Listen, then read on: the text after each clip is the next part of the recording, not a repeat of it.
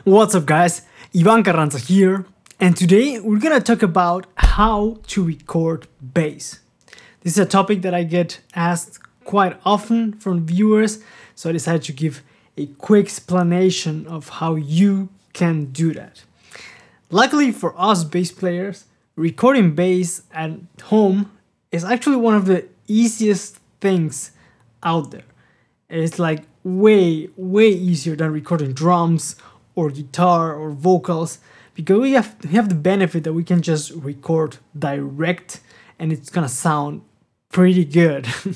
So this is gonna be a quick or simple version of it. If you guys wanna like a very in-depth video of my whole process of recording, please let me know in the comments. So what do you actually need, like really need to start recording? You need your instrument, your bass, you need an instrument cable, which is a regular 1/4 inch cable, you need an interface, and maybe a pair of headphones. Of course, you also need your recording software, but we're gonna go into that in a second. But with those things, with the bass, cable, interface, and headphones, you can already start, doing some decent recordings, because most interfaces have a dual input, where you can connect either an instrument cable or an XLR cable. So by just going directly from your instrument, you can already start recording. And it doesn't have to be super expensive. I started with a super cheap Tascam. I think it costed $50 or $70, I'm not sure. Nowadays, there are even cheaper ones that are even better than the one I had years ago. So you can start with very little money to get you started into the world of recording. And I think recording yourself is one of the best skills and also practice methods that you can have, because you can listen back to yourself how you're playing and evaluate your playing a bit more precise than just when you play and you think, oh, I nailed it. When you hear back in the playback, that doesn't lie. You can really analyze your whole playing and check on details. So I think being able to record yourself and to hear yourself is a great practice tool. Now, if you wanna make the recordings a bit better, other than investing in a higher quality interface which has better converters and whatnot, you can also get a DI box, like for example the Neve DI. This one is kind of expensive, but there are cheaper ones that are also good. And here you have an input, you have a through, which means that the same signal that you're feeding into it is copied somewhere else, and you have an output. So there's no controls. You don't boost EQ or whatever or nothing. It's just your signal goes in, your signal goes out. And what that does is it takes your unbalanced signal from the bass and transforms it into a balanced one. I've done a video about this. I'm gonna put a card on the description here, on the comments, and up here, so you can check that out. But that makes your signal more stable, so to speak. If you want to record with some EQ options, you can grab something like this Mesa Subway DI preamp, which is a DI box. It has balanced outputs here and also an EQ section. And this one, for example, allows you to record 2 XLRs at the same time. If your interface allows that, you can go pre-EQ and post-EQ at the same time, which is kind of cool. But you don't necessarily have to use something like this. But if you want some more EQ options, there are a bunch of EQs or DIs that offer some extra flexibility like this. Now, speaking about the software, there are a lot of DAWs out there, and that means Digital Audio Workstation. That is just the recording software, and there are a bunch of them.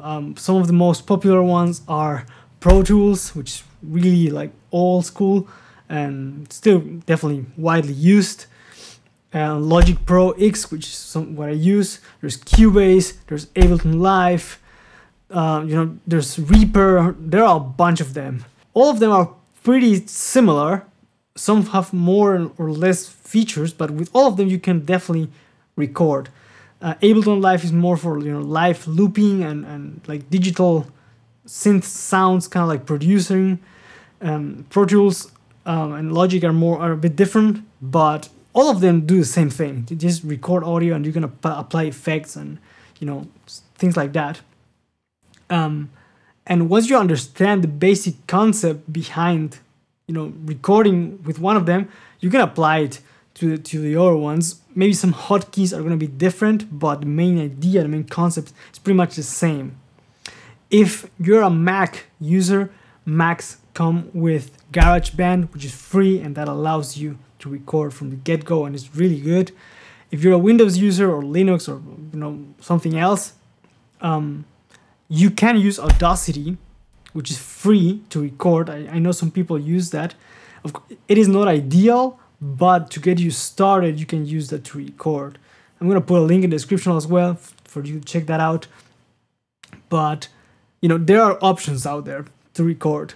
So not having a software is not an excuse, in my opinion, at least.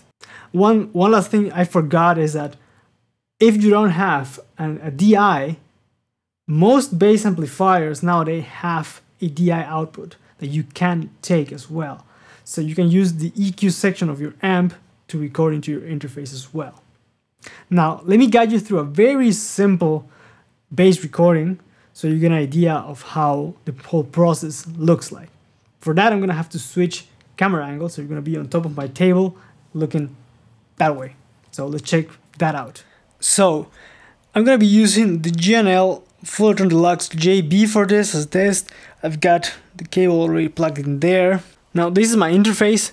This is a Focusrite Clarett 4 Pre. I've got 4 inputs, and here I have 3 XLR cables, you can see, but you can also plug in a regular instrument cable right here, and that's what we're gonna do. So this is the cable that I had earlier. I'm just gonna plug it in here, which is going to input 4.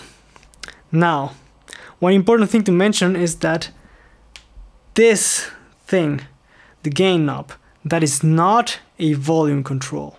The gain knob controls how hot or how loud as well your signal is going to be recorded into the interface and then onto your software. But if you want to hear yourself louder after, you know, recording or something, you should not turn the gain up, because that's going to affect the whole recording.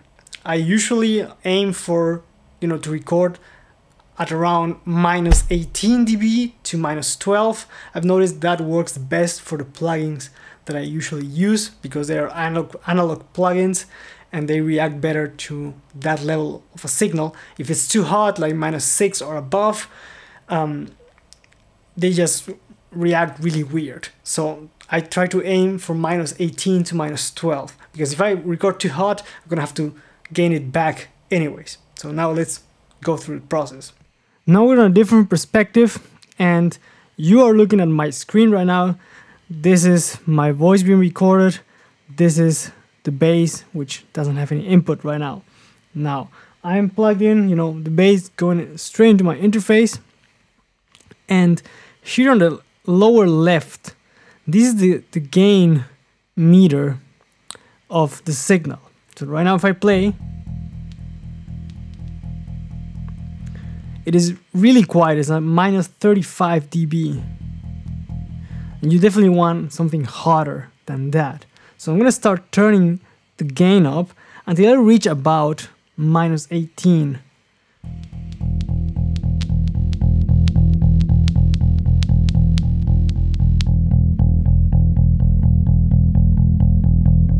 So something like that.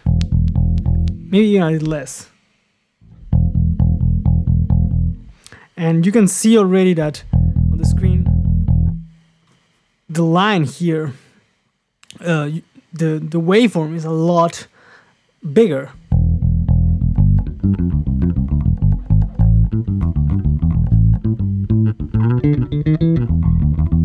Right, so that is the first step. You want to gain your signal.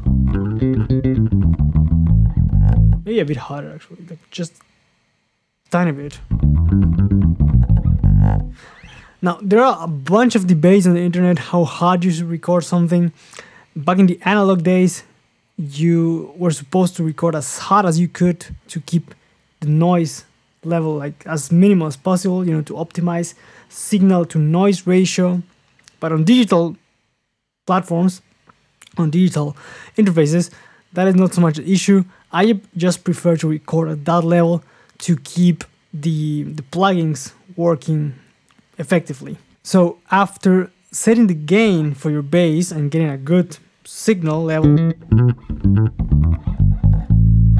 you want to, do your recording, whatever you want to record, and then apply some effects or EQ compression when you're finished. And the two basic things that I do is when I, the first plugin that I put in the chain is a high pass filter and a low pass filter. I usually start with the high pass filter at 30 Hertz, and depending on the project, I go higher or lower, but the minimum is 30. The high pass filter, also the low pass filter also depends on the project, but usually between 10K and 8K and lower sometimes. But that is it, and then apply some EQ moves when I feel that the bass could use some more, help in some areas. But I don't apply I don't know, 5 plugins to the bass chain. That's too much. I just go with 2-3 tops, and that's just one to high pass and low pass the signal, the other one to EQ and compress, and that's it. Nothing else. When you're done doing that and you want to export your project, if you take a look at the mixer here, this is my voice, what's being recorded. This is the bass. And these 2 faders go into the stereo out, and this goes into the master fader. One thing that you might notice that when you finish recording and you export your track using the bounce option is that your track is going to be too quiet. And you might feel like, bumping up here the stereo and the master, but you don't want to do that. You want to keep them both at 0 because that is your bass level, your reference point. If you want to have a louder end product, you want to place a limiter on the stereo out, which is your master bus, so to speak. You want to grab here in Logic it's dynamics, and there's a limiter. You want to grab that to bump up the level. And what that's going to do is give you some extra dB of volume, and once you cross the 0 dB threshold, it's going to limit your signal. It's going to compress it really hard to avoid digital clipping. And that is what you should do if you want to have louder recordings. I used to crank my gain on the interface trying to get more volume out of my bass, and I was recording way too hot and the recordings sounded all kind of weird. So you want to record at a healthy signal level, like I said, between -18, -12. And if you want more volume, place a compressor or a limiter later to give you a volume boost. So I hope you guys found this helpful. Like I said, you only really need the bass, the cable, the interface, and maybe some headphones to monitor what you're recording. But you don't need a lot of fancy monitors or super expensive DIs.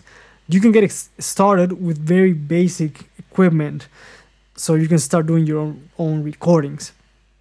And if you want a very step-by-step video on how I record all my videos, like really in depth, let me know in the comments, like I mentioned earlier.